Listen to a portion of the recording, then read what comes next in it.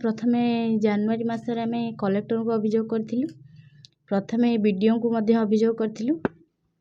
सी PC बंद करा जाऊ या फल से माने रेजुलेशन लेटर लिखिले हेले या पर कौनसी कार्यानुष्ठान नेले नहीं।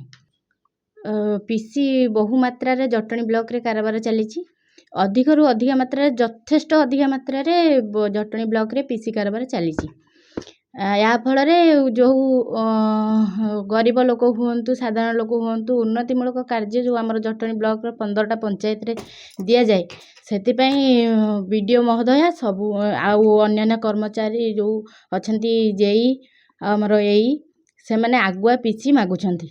तेणु या द्वारा लोक माने बहुत हैरान होउछंती। पीसी न देबार उन्नतिमूलक कार्य हेई पारु नाही। या उपरे आमे देइथिलु जानुआरी मासरे गोटे तदंत करिया पई मोर अनुरोध।